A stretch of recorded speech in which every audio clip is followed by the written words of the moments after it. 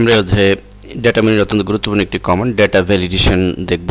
তো মূলত ডেটা ভ্যালিডেশনের সাহায্যে আমরা আমাদের যে নিউমেরিক যে সংখ্যাগুলো আমরা এন্ট্রি করে থাকি এবং সেক্ষেত্রে যে ভুল হয়ে থাকে সেই ভুলগুলো আমরা অনেকাংশেই কমাতে পারি ভুলের মাত্রা। দেখুন, সাপোজ আমরা এটি বোঝার জন্য আমরা একটি স্যালারি শিট এখানে ধরুন তৈরি করব। এখানে কয়েক হাজার ডেটা আমাদের এন্ট্রি করতে হবে। এখন ধরে নিই আমাদের স্যালারি রেঞ্জ হচ্ছে যে আমাদের স্টাফদের ৬,০০০ টাকার নিচে, ৬,০০০ টাকার উপরে কারোই নেই।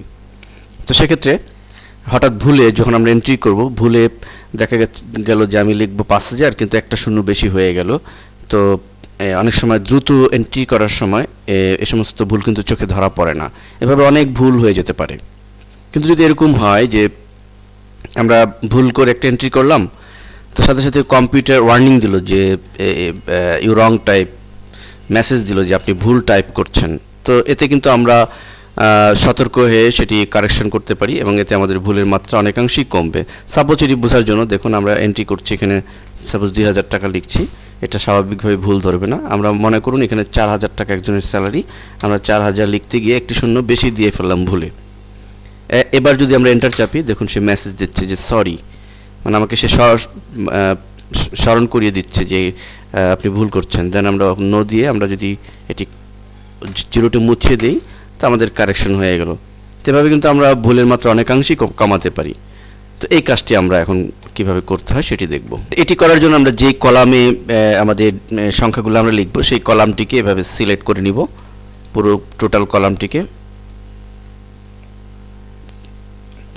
অথবা যদি আমাদের বেশি পরিমাণে সিলেক্ট করার প্রয়োজন হয়, তো আমরা এভাবে এখান থেকেও সিলেক্ট করতে পারি। এভাবে সিলেক্ট করার পর আমরা চলে যাব ডেটা মেনুতে এবং এখানে ভ্যালিডেশন। তো ভ্যালিডেশনে যাওয়ার পর আমরা এখানে ভ্যালিডেশন ডায়ালগ বক্সের অ্যালাউ বক্স থেকে আমরা নির্বাচন করব ডেসিমেল, এবং নিচের ডেটা বক্স থেকে আমরা আমাদের যে শর্ত এখানে সেটি ডিফাইন করে দিব। যেমন আমরা যদি চাই যে এখানে আমাদের স্যালারি রেঞ্জ হচ্ছে সাপোজ ৬,০০০ টাকার নিচে, কারোই ৬,০০০ টাকার উপরে নয়, তাহলে আমরা এক্ষেত্রে লেস দেন দিয়ে দিতে পারি। লেস দেন আমরা এখানে ৬,০০০ টাকা লিখে দিলাম। অর্থাৎ সে ৬,০০০ টাকার নিচে যেগুলো পাবে সেগুলোই সে সেগুলো সে ইনপুট করা যাবে। ৬,০০০ টাকার উপরে কোনো এন্ট্রি হয়ে গেলেই সে সতর্ক করবে। এটা দিয়ে আমরা এখানে এটি বুঝিয়ে দিলাম। এখানে আমাদের মনে রাখতে হবে যে লেস দেন ছাড়া আমরা অন্যান্য শর্তও এখানে উল্লেখ করতে পারি আমাদের কাজের প্রয়োজনে। সেটি আমরা যখন প্র্যাকটিক্যালি কাজ করব তখন আমরা চিন্তা করে দেখব যে আমাদের কাজটি কি। আমরা অনেক সময় এরকম হতে পারে যে আমরা আমাদের স্যালারি ৩,০০০ টাকা থেকে ৬,০০০-এর মধ্যে এরকম হতে পারে, সেক্ষেত্রে আমরা বিটুইন দিতে পারি। যাই হোক, আমরা সহজ সরলভাবে বোঝার জন্য আমরা লেস দেন নির্বাচন করলাম।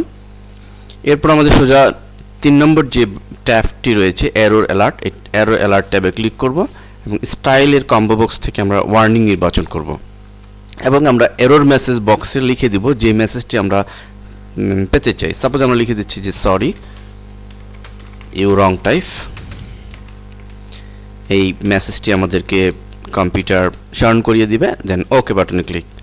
এবার আমাদের সেটিং হয়ে গেল। এখন দেখুন আমরা লিখছি, আমরা ৩,০০০ টাকা লিখছি, কোনো মেসেজ দিচ্ছে না স্বাভাবিকভাবে। আমরা আমাদের মনে করেন আমাদের স্যালারি একজনের ৫,০০০ টাকা, তা আমরা একটি শূন্য ভুলে দিয়ে দিচ্ছি।